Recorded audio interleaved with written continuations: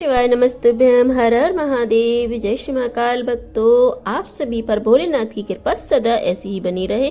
आज कार्तिक मास का अंतिम प्रदोष व्रत है, यानी कि शुक्ल पक्ष का प्रदोष व्रत है। और आज प्रदोष काल में भगवान शिव का पूजन करने के साथ ही बुध प्रदोष व्रत की कथा का श्रवण भी सभी भक्तों को जरूर करना चाहिए। जो भक्त भगवान शिव की कृपा प्राप्त करना चाहते हैं या जिनके जीवन में कोई ऐसी समस्या हो जिसका निवारण नहीं हो पा रहा है, तो आज के दिन सच्चे मन से प्रदोष काल में भगवान शिव का पूजन करने के बाद कथा का श्रवण अवश्य करना चाहिए।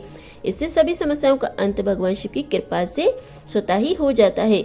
आज 13 नवंबर बुधवार को प्रदोष काल का समय 4:53 से लेकर 6:23 तक रहेगा। इसी शुभ मुहूर्त में आपको भगवान शिव का विशेष पूजन करने के साथ ही कथा का श्रवण करना चाहिए। और आप सुनेंगे बुध प्रदोष व्रत की कथा। बुधवार का दिन विघ्नहर्ता भगवान गणेश जी को समर्पित होता है और किसी भी कथा का शुभारंभ सबसे पहले गणेश भगवान जी का ध्यान करके और गणेश भगवान जी की कथा सुनकर ही करना चाहिए। तो सबसे पहले सुनिए गणेश भगवान जी की कथा। बहुत समय पहले की बात है कि एक गांव में एक विधवा अपनी बहू के साथ रहती थी। बहू थोड़ी मंद बुद्धि की थी और उसे भूख बिल्कुल भी सहन नहीं होती थी। ऐसे में वह हर दिन सुबह उठकर ही सबसे पहले खाना खाया करती थी। एक दिन विधवा महिला ने अपने घर पर एक पूजा रखी, लेकिन उसे इस बात की बड़ी चिंता थी कि उसकी बहू तो सुबह उठकर ही भोजन ग्रहण कर लेती है।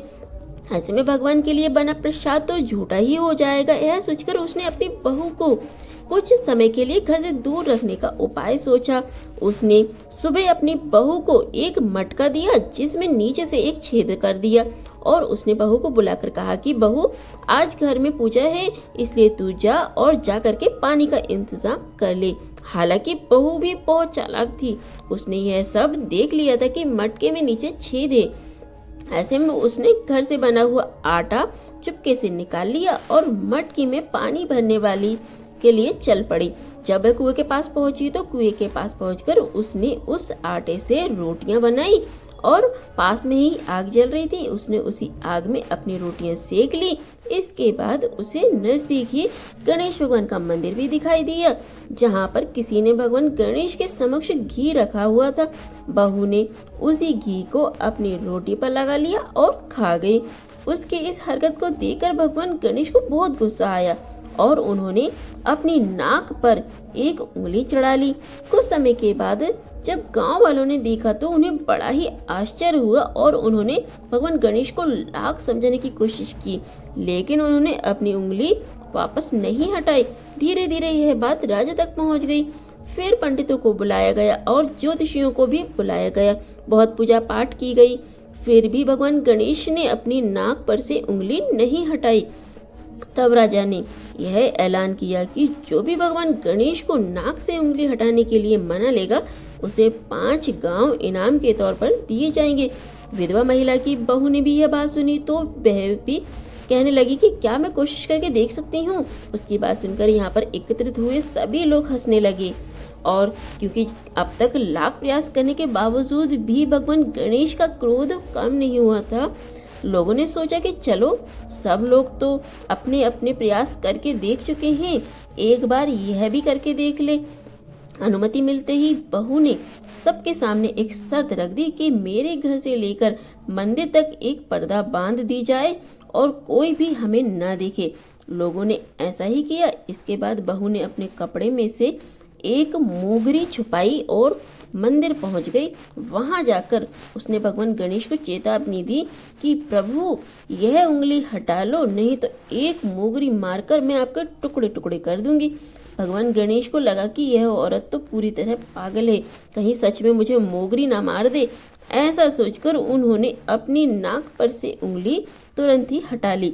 जब पर्दा हटाया तो देखा भगवान गणेश जी की उंगली वापस अपनी जगह पर है, जिसे देखकर गांव वाले बहुत ही प्रसन्न हुए और बहू का जय जयकार करने लगे। इसके बाद राजा ने आदेश दिया, उस बहू को 5 गांव इनाम में दे दिए गए। कहा जाता है कि तब से ही बुधवार का प्रदोष व्रत करने वाले लोग इस कथा को भी सुनते हैं और दूसरों को भी सुनाते हैं और भगवान गणेश से यही वरदान मांगते हैं कि जैसे उन्होंने बहू की बात मानी वैसे ही हमारी बात मानकर आप हम सबकी मनोकामनाएं पूर्ण करें। पौराणिक कथा के अनुसार एक पुरुष की नई शादी हुई थी। गौने के बाद दूसरी बार वह अपनी पत्नी को लाने के लिए अपने ससुराल पहुंचा और सास से कहने लगा कि माँ जी, वह बुधवार के दिन पत्नी को लेकर के वापस जाएगा। सासू माँ ने और सभी लोगों ने कहा कि बुधवार के दिन मायके से सस बेटी का जाना सही नहीं होता है, लेकिन वह जान नहीं माना। आखिरकार मजबूर होकर लड़की को उन्होंने भारी मन से विदा कर दिया। अब पति पत्नी दोनों बैलगाड़ी में बैठकर चल दिए। नगर से बाहर निकलते ही पत्नी को जोर से प्यास लगी और अपने पति से उसने पानी लाने के लिए कहा। जब पति पानी लेकर के आया तो देखा कि उसकी पत्नी तो किसी पराये पुरुष से लाए हुए लोटे से पानी पी रही है और खूब हंस हंस कर उससे बातें कर रही है। यहाँ तक कि वह पराया पुरुष तो बिल्कुल उसी की तरह दिख रहा था। यह देखकर पति को गुस्सा आ गया और वह पराये पुरुष से झगड़ा करने लगा। कहने लगा कि यह पत्नी तो मेरी है। पराया पुरुष कहता यह तो मेरी पत्नी है। दोनों के बीच में झगड़ा होता देख वहां भीड़ इकट्ठी हो गई। इतने में ही एक सिपाही आया और उस महिला से पूछा कि सच सच बताओ, तुम्हारा पति इनमें से कौन सा है? लेकिन महिला दोनों पुरुषों की एक जैसी शक्ल होने के कारण अपने असली पति को पहचान ही नहीं पाई और फिर वह नहीं बता पाई कि उसका पति कौन है। तब वह पुरुष भगवान शंकर से मन ही मन प्रार्थना करने लगा कि हे प्रभु, हे महादेव, हमारी रक्षा कीजिए। मुझसे बड़ी भारी भूल हो गई है जो मैंने अपने सास ससुर की बात नहीं मानी और बुधवार को अपनी पत्नी को विदा करके ले आया। महादेव जी, मुझे क्षमा कर दीजिए। अब मैं भविष्य में कभी भी ऐसी गलती नहीं करूंगा। जैसे ही उसने सच्चे मन से प्रार्थना की कि दूसरा पुरुष अंतर ध्यान हो गया और इस प्रकार पति पत्नी सकुशल अपने घर पहुंच गए।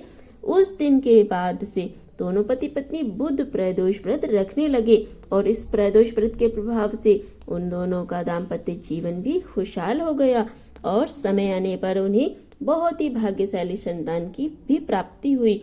इस प्रकार उनके सभी प्रकार के दुख महादेव ने दूर कर दिए। इसलिए बुधवार को पड़ने वाले प्रदोष व्रत को रखने से महादेव अपने भक्तों की हर प्रकार की समस्याएं दूर कर देते हैं, उनकी सभी बाधाएं दूर कर देते हैं, उनके सभी कष्ट मिटा देते हैं और अपने भक्तों के जीवन में सुख समृद्धि और खुशहाली भर देते हैं। सभी मिलकर प्रेम से बोलिए हर हर महादेव, जय श्री महाकाल, श्री शिवाय नमस्तुभ्यम। यह थी बुध प्रदोष व्रत के सुनी जाने वाली कथाएं। अगर कथा अच्छी लगी हो तो वीडियो को लाइक, चैनल को सब्सक्राइब जरूर करें और कमेंट बॉक्स में श्री शिवाय नमस्तुभ्यम हर हर महादेव लिखना बिल्कुल ना भूलें। चलिए फिर मिलते हैं अगली वीडियो में अगले उपाय, अगली जानकारी, अगली कथा के साथ। श्री शिवाय नमस्तुभ्यम हर हर महादेव, जय श्री महाकाल भक्तों।